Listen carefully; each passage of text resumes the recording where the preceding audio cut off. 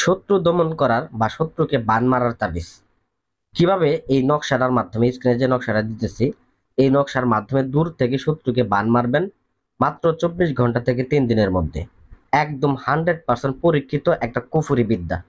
এইটার মাধ্যমে শত্রুকে বান মারলে একদম 24 ঘন্টা থেকে 3 দিনের মধ্যে কাজ 100% হয়ে যাবে। তো আমি আপনাদেরকে যে বিদ্যাটা দিতেছি বিদ্যাটা প্রথমে থেকে শেষ পর্যন্ত একদম মনোযোগ সহকারে শুনবেন এবং ভিডিওটা ভালোভাবে অনুধাবন করবেন, তাহলে মূলত আপনার সমস্যার সমাধান করতে পারবেন। আর বিশেষ করে যদি যারা অর্ধেক দেখে চলে যাবেন, আমি মনে করি আপনার আমার ভিডিও না, যদি কোটি কোটি ভিডিও দেখেন, কোটি কোটি টাকাও খরচ করেন, তারপর আপনারা কাজ করতে পারবেন না। কারণ দেখা গেছে একটা ব্যক্তি যার ভিডিও দেখেন না কেন মনোযোগ সহকারে শুনবেন, যাতে করে নিজেদের কাজ নিজেরা সমাধান করতে পারেন। আর নিজেদের কাজ নিজেরা সমাধান করতে না পারলেও অনেক তান্ত্রিক আছে ভণ্ড তান্ত্রিক, তারা কাজে জানে না, কাজের নিয়মেই জানে, তাদের কাজের নিয়মের কথা শুনলেই বোঝা যায় যে এই ব্যক্তি ভণ্ড। তো অবশ্যই বিদ্যাগুলার আমাদের একদম কিভাবে নিয়ম দিতেছি পুঙ্খানুপুঙ্খ ভাবে শুনবেন, শুনে বুঝতে পারবেন। আসলে ব্যক্তি তান্ত্রিকও চিনতে পারবেন আপনারা। আসলে যারা আপনারা অনেকে ধোকা খাইতেছেন তান্ত্রিক বিদ্যা আইসে বা তান্ত্রিক জগতে আইসে অনেক তান্ত্রিকের কাছে টাকা পয়সা দিতেছেন, ধোকা খাইতেছেন, তাদেরকে আমি সাবধান করে দিব। এবং কি আপনার এইগুলা বিদ্যা দেখে যখন একটা ব্যক্তি আপনাকে ভুল বোঝাবে ওই সময় কিন্তু এগুলা বিদ্যা যখন আপনার জানা থাকবে ওই সময় কিন্তু ভুল বোঝাইতে পারবে না। এই জন্য ভিডিওগুলো মনোযোগ সহকারে শুনবেন যাতে করে নিজেরা কিছু হইলেও জানতে পারেন। তো যাই হোক, অনেক ভাই ও বোনেরা আসলে শত্রু যারা অতিষ্ঠ হয়ে গেছেন, পিঠ দেয়ালে ঠেকে গেছে, শত্রুরা একদম নির্যাতন করতে করতে আপনাকে শেষ করে দিছে, মানসিকভাবে, শারীরিকভাবে, অর্থনৈতিক দিক থেকে, যে কোনো দিক থেকে হোক না কেন, আপনার পিঠ যদি দেয়ালে ঠেকে দিয়ে থাকে, সেক্ষেত্রে এই ভিডিওটা আপনার জন্য। আপনারা অনেক তান্ত্রিক দিয়ে কাজ করবো, দিয়ে কাজ হয় না, এই বিদ্যা প্রয়োগ করলে আপনার কাজ 100% হবে। তো প্রথমত কিভাবে এই কাজটা করবেন, কোন নিয়মে করবেন, এটা আমি এখন আলোচনা করতেছি। যারা ভিডিওটা লাইক করেন না এখনো লাইক করে দিবেন এবং ভিডিওটা শেয়ার করে দিয়ে চ্যানেলটা সাবস্ক্রাইব করে দিবেন। তো প্রথমত খেয়াল করেন স্ক্রিনে যে নকশা নিয়েছে এবং একটা মন্ত্র দিছি। তো বিশেষ করে একটা নকশা এবং একটা মন্ত্র, এই নকশা এবং মন্ত্রটা আপনাকে ব্যবহার করতে হবে। তো এর জন্য আপনাকে অবশ্যই আসন করে বসতে হবে। তো আপনারা হয়তো জানেন যে প্রত্যেকটা তান্ত্রিক কবিরাজের একটা নির্দিষ্ট করে আসন থাকে।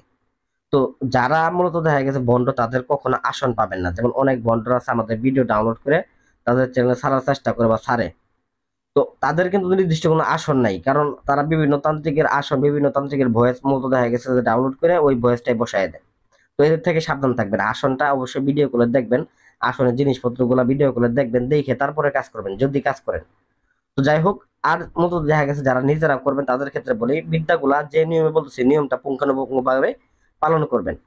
এই যে নকশাটা আমি দিতেছি এটার কাজটার সময় হচ্ছে শনিবার অথবা মঙ্গলবার দিন।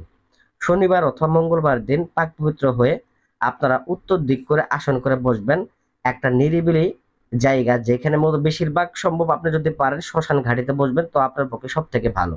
আর যদি না পান নির্জন নিরিবিলি একটা শান্তশিষ্ট জায়গায় বসবেন, মোমবাতি আগরবাতি জ্বালায় নিয়ে বসে এই নকশাটাকে অঙ্কন করবেন কাফনের এক টুকরা কাপড়ের উপরে।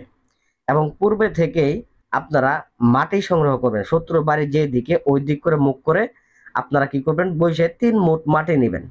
3 মুঠ মাটি নিয়ে ইন্নালিল্লাহ ইন্নালিল্লাহ ইন্নালিল্লাহ এই 3 বার পাঠ করে তারপর আপনারা কি করবেন, 3 মুঠ মাটি নিয়ে আসবেন। নিয়ে এসে তারপরে ভিউয়ার্স আপনারা ওই মাটি দিয়ে পুতুল বানাবেন। পুতুল বানানোর পরে অবশ্যই নকশাটাকে কিন্তু অবশ্যই আগে থেকে আপনাকে অঙ্কন করে নিতে হবে। আসনে বসে বসে থাকা অবস্থায় অঙ্কন করে শত্রুর নাম এবং শত্রুর পিতার নামটা লিখে, যেখানে নাম লেখো এখানে লিখবেন নাম, যেখানে লিখবেন পিতা ওইখানে লিখবেন পিতা শত্রুর পিতার নাম, আর যদি মেয়ে হয়ে থাকে ওইখানে মাতার নামটা লিখে দিবেন। তো অঙ্কন করার পরে কাফনের কাপড়ের উপর অঙ্কন করার পরে পুতুল বানানোর পরে আপনার যে কাজ সেটা হচ্ছে মন্ত্রটা পাঠ করা।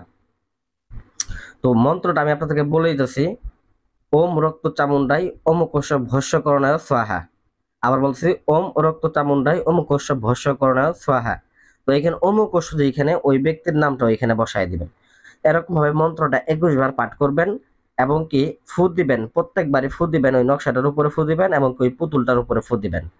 ফু দিলে পরে দেখা গেছে যে এই বিদ্যাটা জাগ্রত হয়ে যাবে, এইটার একটা প্রাণ চলে আসবে এটার মধ্যে। তো এছাড়া প্রাণ প্রতিষ্ঠা আলাদা মন্ত্র আছে আমাদের কাছে, আপনারা চাইলে যোগাযোগ করে নিতে পারেন। তো অতঃপর বিবাস আপনারা যে কাজ করবেন, এই নকশাটাকে সুন্দর করে দেখেন পুতুলটার মধ্যে ভালো করে পেঁচায় নেবেন।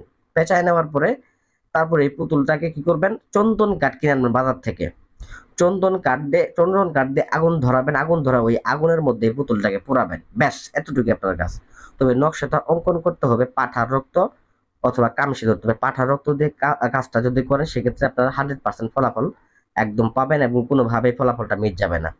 তো এইভাবে যদি কাজ করেন দেখবেন 24 ঘন্টা থেকে 3 দিনের মধ্যে আপনার ফলাফল পাবেন। তো ভাই বলতে পারেন ভাই এত কিছু লাগে এবং কি এত কষ্ট করতে, ভাই আসলে একটা মানুষকে মারা এটা মুখের কথা না। হুট করে আপনি করলেন আর হয়ে গেল এমন জিনিসটা। এই জিনিসগুলো যেভাবে বলেন এভাবে যদি প্রয়োগ করতে পারেন আমি মনে করি যে কোনো তান্ত্রিকের কাছে যাইতে হবে না, আপনার নিজের কাজ নিজে হয়ে যাবে। ঠিক আছে? তো যাই হোক, আশা করি ভিডিওটা ভালো লাগবে। ভালো লাগলে ভিডিওতে লাইক করবেন, চ্যানেলটা সাবস্ক্রাইব করবেন এবং ভিডিওটা শেয়ার করে দিবেন। ধন্যবাদ সবাইকে।